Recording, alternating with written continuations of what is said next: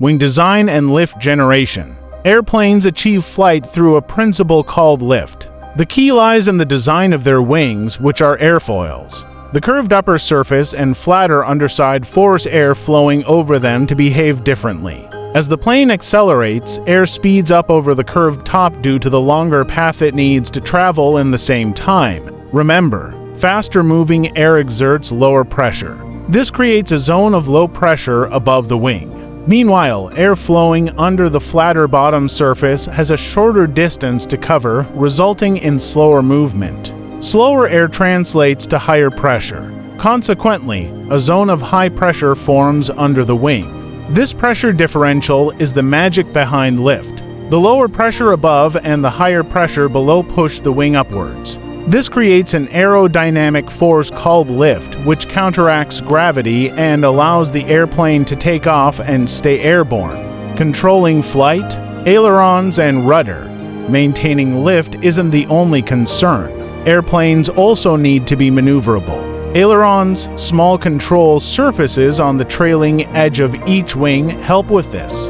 By tilting ailerons in opposite directions, pilots can induce roll, allowing the plane to bank and turn. For directional control, the rudder located at the tail comes into play. Deflecting the rudder to the left or right pushes the tail section in the opposite direction, causing the airplane to yaw-turn its nose and change course. Maintaining altitude, elevators, and flaps.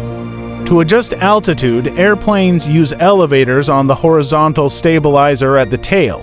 Raising the elevators pitches the nose up, allowing the plane to climb and gain altitude. Conversely, lowering the elevators points the nose down, enabling descent. For additional lift during takeoff and landing at slower speeds, airplanes deploy flaps. These extendable surfaces on the trailing edge of the wings increase the wing's curvature, enhancing lift generation at lower air speeds. Propulsion, engines, and thrust. To achieve and maintain forward motion, airplanes rely on engines, either jet engines or propellers.